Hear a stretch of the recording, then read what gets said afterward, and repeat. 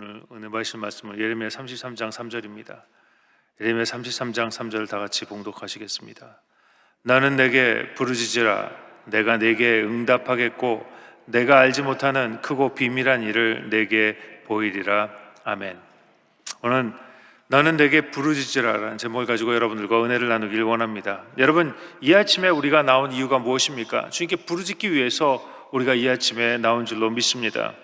어떤 분이 저한테 물어보셨습니다. 예수님을 믿지 않는 분이 물어보셨는데 왜 순복음에는 그렇게 큰 소리로 기도를 합니까? 왜 순복음 사람들은 몸을 흔들면서 기도를 합니까? 왜 박수를 치면서 기도를 합니까? 좀 고상하게 속삭이듯 기도하면 되지 않습니까? 큰 소리로 꼭 해야 하나님이 들으십니까? 혹시 하나님이 귀가 먹으셨나? 아니면 멀리 계십니까? 왜 이렇게 큰 소리를 내십니까? 라고 물어보더라고요. 여러분, 주님은 귀 먹지도 않으시고 멀리 계시지도 않으십니다. 왜 우리가 주님께 큰 소리로 기도합니까? 왜 몸을 흔들며 부르짖습니까? 주님이 부르짖으라고 하셨기 때문에 우리가 부르짖는 것입니다. 우리 주님께서는 우리의 모든 필요와 간구와 모든 기도 제목을 다 아십니다. 그런데 그럼에도 불구하고 바로 응답해 주지 않으십니다. 왜냐하면 우리의 믿음을 보시길 원하시기 때문입니다. 그래서 우리 주님께서 말씀하시죠. 너의 믿음을 보이라. 그래서 부르짖는 것입니다. 내 인생에 폭풍우가 다가오고 내 힘으로 도저히 해결할 수 없을 때, 앞을 봐도 막혀있고 뒤를 봐도 막혀있을 때 포기하지 않습니다. 절망하지 않습니다. 주님께 부르짖고 나아가는 것입니다. 오늘 본문은 예레미야 선지자의 이야기입니다. 예레미야 선지자는 눈물의 선지자라고 이야기합니다. 이스라엘이 남과 북으로 갈렸습니다. 그리고 유다 나라에 죄가 들끓기 시작합니다. 고난과 환난 속에 있는데도 아무도 하나님을 찾지 않습니다. 그때 하나님께서는 유다 나라가 멸망할 것을 예언하십니다. 그리고 예레미야는 백성들에게 그들의 죄를 회개할 것을 부르짖습니다. 여러분, 우리가 예수님을 내 구주로 모셔드리면 죄로부터 자유케 됩니다. 근데 여기서 이야기하는 이 죄는 원죄에 해당합니다. 여러분, 우리가 지옥 가는 이유가 무엇입니까? 못된 짓 해서 술 마셔서 간음해서 가는 것이 아닙니다. 왜 우리가 지옥에 갑니까? 예수님을 모르기 때문에 지옥에 가는 것입니다. 우리 모두는 태어날 때부터 죄를 가지고 이 땅에 태어납니다. 아무리 노력해도 우리 안에 있는 죄에서부터 자유로울 수가 없습니다. 죄를 지어서 죄인이 아니라 태어날 때부터 죄인으로 태어난다는 것입니다. 그래서 하나님께서 인간의 모습을 입고 이 땅에 오셔서 우리의 십자가에서 우리의 죄의 값을 갚아 주신 것입니다. 그래서 누구든지 예수 그리스도를 입으로 시인하고 마음으로 믿으면, 우리 주님께서 내가 주님을 따라가기로 결심하면 모든 죄에서 자유케 됩니다. 구원을 받게 되는 것입니다.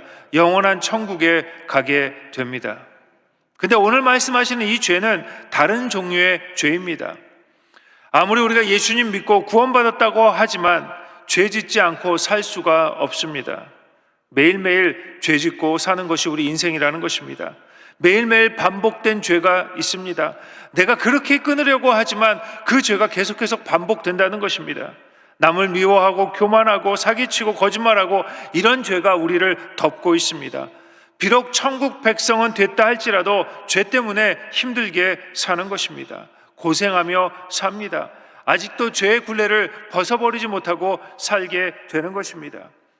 여러분, 우리가 천국 갈 때까지 매일매일 죄의 생각이 우리 안에 들어옵니다. 그리고 아무리 노력해도 죄 지을 수밖에 없는 것이 우리 인생입니다. 그리고 그 죄 때문에 고통당하며 삽니다. 환난 가운데 살게 되는 것입니다. 여러분, 죄가 우리 안에 들어오면 공통적으로 나타나는 현상이 있습니다. 첫 번째, 죄가 우리 마음에 들어오면 마음이 강팍해집니다. 사람들의 마음이 메말라집니다. 서로를 돌보아 주지 않습니다. 자기만을 위해 삽니다. 아무리 주위에 있는 사람들이 어렵고 힘들다 하지만 그 사람들과 상관없이 사는 것입니다. 그저 나만 잘 먹으면, 내 가정만 잘 되면. 여러분, 특별히 코로나 시대에 많은 사람들의 마음이 강팍해져 있습니다. 내 주위에 어렵고 힘든 사람을 보면 도와주고 싶은 마음이 들어야 정상인데 그렇지 않다는 겁니다. 죄가 내 마음에 들어오면 내 마음이 강팍해지기 때문에. 그러면 사람들이 눈에 들어오지 않습니다. 남의 어려운 일을 봐도 감동이 없고 불쌍한 생각이 들지 않습니다. 오늘 유다 사람들은 자기보다 불쌍한 사람들이 주위에 있음에도 불구하고, 어려운 사람이 주위에 있음에도 불구하고 더욱더 그들을 짓밟고 유린하기 시작합니다. 왜? 죄가 그들 마음 가운데, 그들의 삶 가운데 있었기 때문에. 두 번째, 죄가 우리 안에 들어오면 하나님이 보이지 않습니다. 여러분, 이것이 문제입니다. 죄가 왜 무서우냐 하면, 죄가 우리 마음 가운데 들어오면 하나님이 보이지 않는 것입니다. 여러분, 자신감 있고 열심히 하고 노력하고 땀 흘리고, 여러분, 이런 것들을 우리 사회는 높이 평가합니다. 여러분, 최선을 다하는 것 중요합니다. 열심히 사는 것 중요합니다. 절대로 나쁜 것이 아닙니다. 근데 문제는 죄가 우리 가운데 들어오면 하나님이 보이지 않습니다. 그래서 하나님보다 나를, 하나님 생각보다 내 생각이 더 중요하게 생각합니다. 하나님의 능력보다 내 경험과 내 노력을 의지합니다. 하나님 없어도 열심히 살면 살 수 있을 거라는 착각하며 살게 되는 것입니다. 여러분, 인간의 어떤 노력도 열심도 하나님이 빠져 있으면 아무 의미가 없고 가치가 없습니다. 여러분, 우리는 우리의 능력과 우리의 힘과 우리의 노력으로 사는 것이 아닙니다. 하나님의 은혜로 사는 것입니다. 이 사실을 잊어버리게 되는 것입니다. 마치 내가 노력해서 잘 사는 것 같고, 내가 열심을 다해서 사는 것 같이 착각하는 것입니다. 여러분, 죄가 우리 안에 들어오면 나를 하나님과 같은 위치로 올려놓습니다. 하나님 도우심 없이 살 것 같죠? 여러분, 이것이 죄라는 것입니다. 하나님 없이 나 혼자 내 마음대로 살 수 있다고 착각하는 것, 여러분, 이것이 죄입니다. 세 번째, 죄가 들어오면 삶의 순서가 무너집니다. 하나님 외에 다른 일로 너무 분주하게 됩니다. 바쁘고 분주하다 보니까 내 일이, 내 가족이, 내 자신이 목적이 되어 살아갑니다. 하나님을 섬기는 일, 예배드리는 일, 이런 일들이 내 삶에서 밀려나게 됩니다. 그냥 바쁘죠.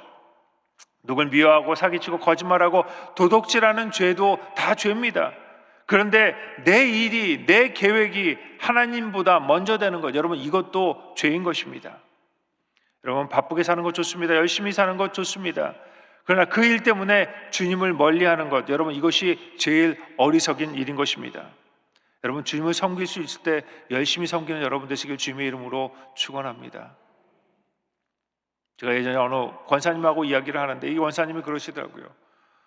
이제는 나이가 많이, 연세가 많이 드셔서 아무것도 못하시고 봉사도 못하시고 그냥 교회만 왔다 갔다 하시는 그런 권사님이신데, 그 권사님이 이렇게 말씀하십니다. 목사님, 내 소원이 저 주방에 들어가서 착히 일도 좀 하고 여성교회고 옷도 입어서 막 이렇게 열심히 봉사하고 싶은데, 이제는 내 무릎이 아파서, 내가 몸이 약해서 할 수가 없습니다. 너무너무 아쉽습니다. 이런 말씀을 들었습니다.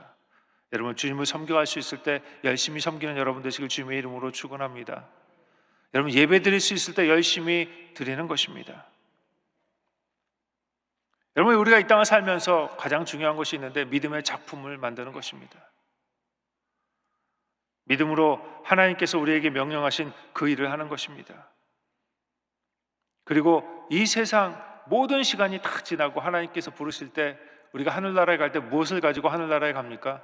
믿음의 작품을 가지고 하나님 앞에 가는 것입니다. 돈을 가지고 가는 것이 아닙니다. 내가 한 업적을 가지고 가는 것이 아니라는 것입니다. 믿음의 작품을 가지고 주님 앞에 가는 여러분 되시길 주님의 이름으로 축원합니다. 이 땅을 살면서 아무것도 만들지 못하고 가는 인생만큼 어리석은 인생이 없는 것입니다. 오늘 본문에 유다는 바벨론에게 예레미야 예언처럼 처참히 무너집니다. 나라는 망하고 모든 것이 약탈당합니다. 자녀는 잡혀가고 가족은 죽임을 당하고 평생 일궈놓은 삶의 터전이 하루아침에 무너집니다. 여러분, 하나님의 사람이라고 망하지 않는 것이 절대 아닙니다. 우리가 생각하죠. 어떻게 하나님의 선택받은 백성이, 하나님의 사람이 망할 수 있는가? 예, 망할 수 있습니다. 하나님의 사람이, 하나님의 선택받은 백성이 이방 민족에게 망하는 것입니다. 근데 그들이 망한 이유가 약해서 무너진 것이 아닙니다. 그들의 적이 강해서 무너진 것이 아니라는 것입니다. 그들의 삶 가운데, 그들의 하나님의 관계 가운데 죄가 있었기 때문입니다. 여러분, 우리 안에 죄가 있을 때 인생의 문제들이 다가옵니다. 왜 하나님께서는 하나님의 사람에게 복을 주시고 은혜를 주시고 풍성한 생명에 있게 하시고 지켜주시고 보호하게 주신다고 약속하셨는데 왜 나는 여전히 시험 들고 넘어지고 방향감을 잃고 헤매고 의심하며 세상의 눈치를 보고 사는 것인가? 바로 죄의 문제입니다. 문제가 복잡하고 원인이 여러 가지 있는 것 같은데 자세히 보면 간단합니다. 하나님의 관계가 무너졌기 때문입니다. 죄 때문입니다. 하나님으로부터 우리의 눈을 떼는 순간에 세상이 우리에게 들어오기 시작합니다. 그리고 하나님의 음성이 아닌 세상의 음성이 우리에게 들려오는 것입니다. 예레미야는 백성들에게 외칩니다. 죄 문제를 해결해야 된다고 외칩니다. 백성들에게 하나님께 다시 우리의 눈을 고정시켜야 한다고 외칩니다. 그런데 아무도 이 선지자의 말을 들어주지 않습니다. 이제 처참하게 무너지고 유린당하는 것을 볼 수밖에 없는 처지가 되었습니다. 예레미야가 할 수 있는 일이 아무것도 없었습니다. 참담했습니다. 절망했습니다. 그때 예레미야가 오늘 하나님의 말씀을 듣습니다. 그 말씀이 무엇입니까? 너는 내게 부르짖으라. 내가 내게 응답하겠고 내가 알지 못하는 크고 비밀한 일을 내게 보이리라. 가장 절망의 순간에 모든 것이 다 무너져서 아무 희망이 없을 때, 그래서 막 울고 있는 이 예레미야 선지자에게 하나님께서 말씀하시는 것입니다. 여러분, 하나님의 답은 간단합니다. 부르짖으라는 겁니다. 그러면 하나님께서 응답하시겠다는 것입니다. 환난 가운데, 고통 가운데 주님에게 우리에게 요구하시는 것이 있는데 그것이 무엇입니까? 바로 부르짖으라는 것입니다. 그러면 우리가 알지 못하는 놀라운 방법으로 하나님께서 응답하시겠다는 것입니다. 마음이 답답하고 아무 소망이 없을 때, 남들의 핍박과 모함으로 상처받고 절망할 때, 원수로부터 배반과 꺾꾸림을 당할 때, 앞이 캄캄하고 삶의 기쁨이 없을 때, 때때로 야, 내 인생을 이제 마감하고 싶다 이런 생각이 들어올 때, 그저 훌훌 떠나고 싶다라는 그런 생각이 들어올 때, 주님은 그때 주님께 부르짖으라고 말씀하십니다. 하나님의 방법을 우리에게 말씀해 주시는 것입니다. 첫 번째, 너는 내게 부르짖으라. 하나님이 책임져 주신다는 것입니다. 여러분, 만약 하나님이 책임져 주실 생각이 없으면 부르짖으라고 하지 않으셨을 것입니다. 하나님께서 우리에게 부르짖으라 하신 것은 너의 일은 내가 해결해 주겠다는 하나님의 굳은 의지가 있습니다. 문제가 다가올 때 친구를 찾는 것이 아닙니다. 고민하는 것이 아닙니다. 돈을 구하러 다니는 것이 아니라 부르짖어야 합니다. 그래야 삽니다. 여러분, 우리가 꼭 기억해야 합니다. 하나님만이 우리의 해결자가 되시는 것입니다. 그러면 어떻게 부르짖어야 합니까? 막 소리 지릅니까? 아닙니다. 소리를 지른다는 것이 아닙니다. 오늘 여기서 부르짖으라는 것은 첫 번째, 하나님이 하실 것을 인정하고 부르짖어야 한다는 것입니다. 이제 이 일은 주님이 하십니다. 인정하고 부르짖는 겁니다. 하실 것을 믿고 부르짖는 겁니다. 부르짖으면서 혹시 안 들어주시면 어떻게 하나 하며 부르짖으면 안 되는 것입니다. 소경 바다메아는 태어날 때부터 소경이었습니다. 근데 주님께 소리 지르죠. 나를 불쌍히 여겨 주시옵소서. 그러면서 주님께 뛰어나갑니다. 어떻게 뛰어나갑니까? 겉옷을 벗고 뛰어나갑니다. 여러분, 바디메어에게는 이 겉옷이 굉장히 중요합니다. 이 겉옷을 입고 있어야 사람들에게 치이지 않습니다. 겉옷을 입고 있어야 동냥을 할 수 있는 것입니다. 삶의 터전입니다. 생활의 터전입니다. 그런데 주님께서 이제 고쳐주실 거라는 그 확신을 가지고 이 겉옷을 벗어버리고 주님 앞에 뛰어나갑니다.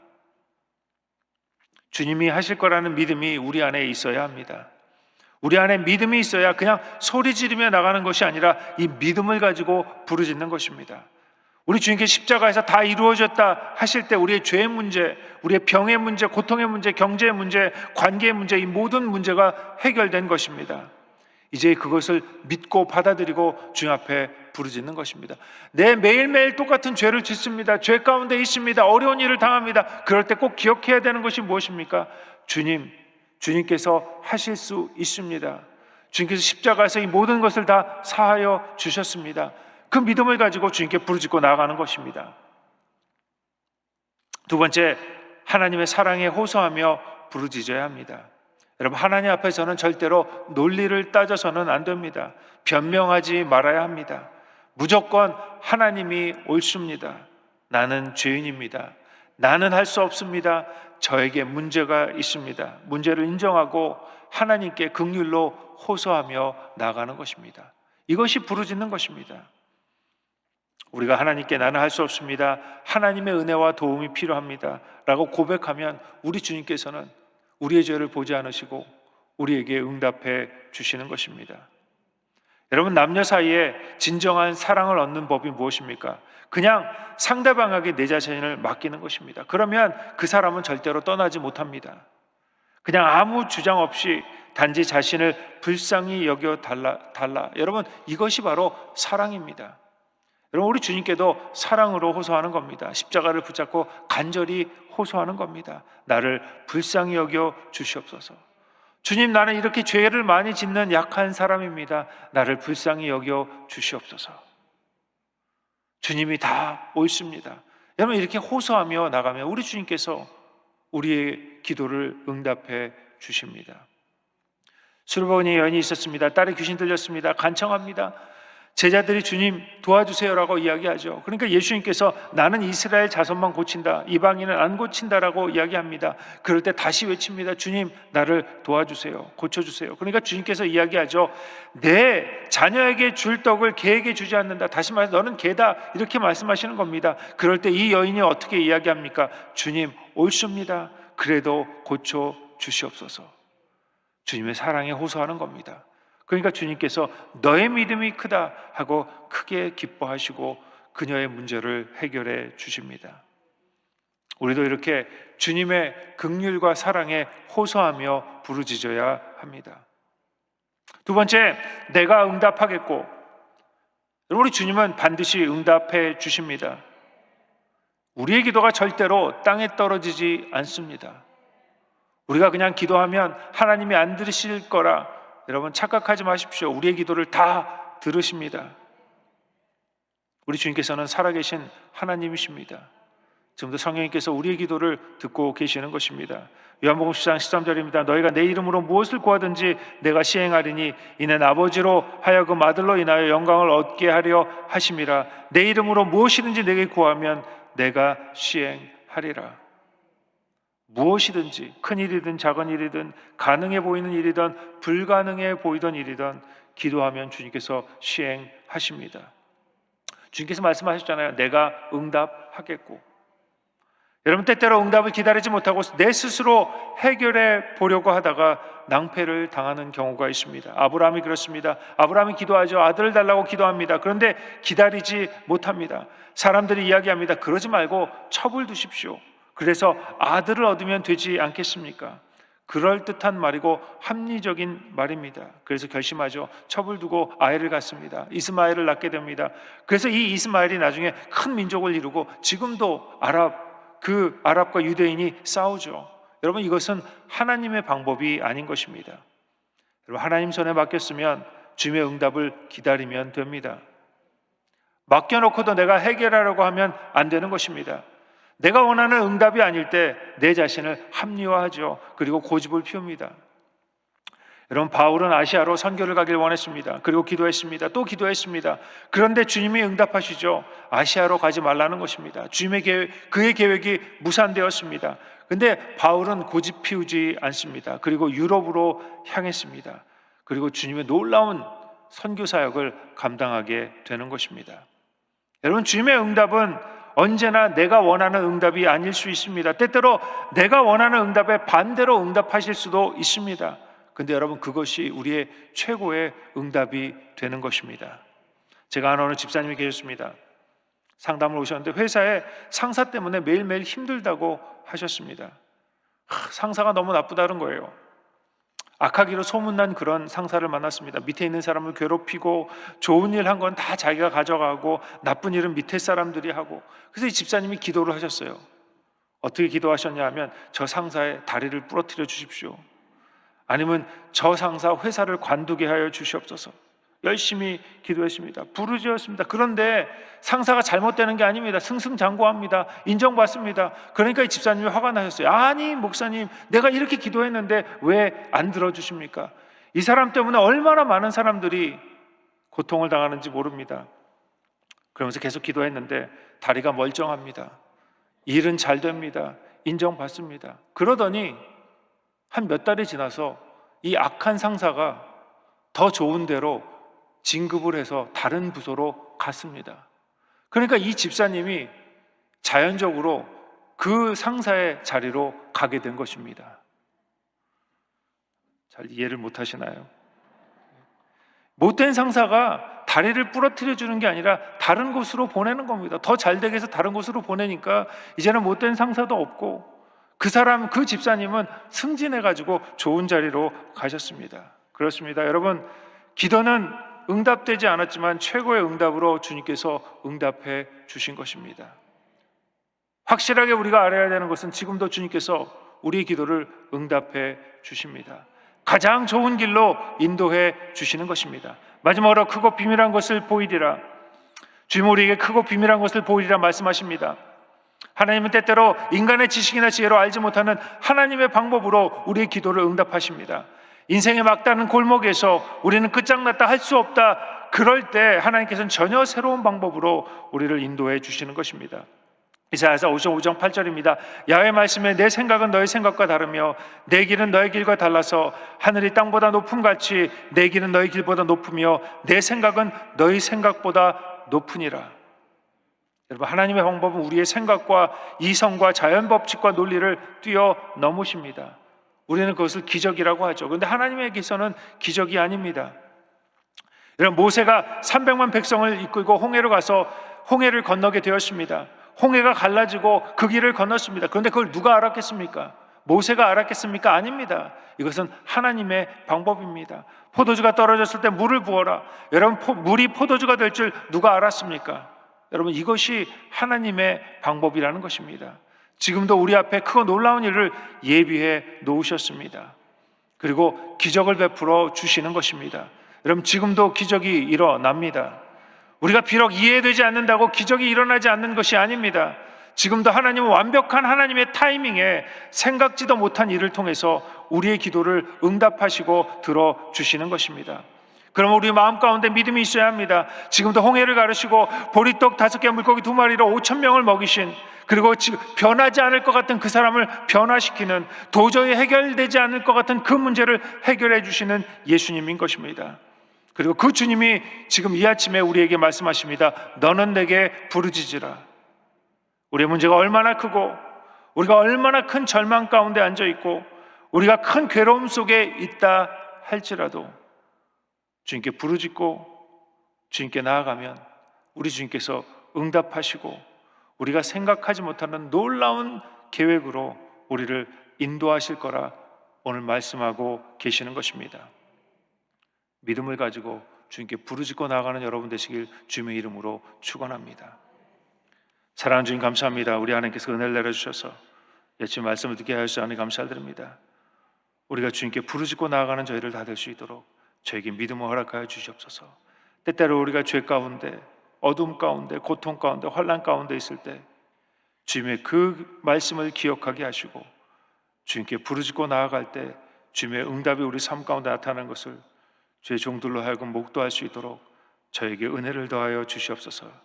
이 아침에 드려진 모든 부르짖음이 응답되게 하여 주시옵시며 주님 앞에 나가는데 부족함이 없도록 인도하여 주시옵소서. 특별히 하나님 아버지, 우리 원로 목사님 영육간의 강건함으로 인도하여 주시옵시며 우리 하나님 아버지, 우리 담임 목사님 성령 충만함으로 인도하여 주셔서 주님의 일들을 감당하시는데 부족함이 없도록 인도하여 주시옵소서.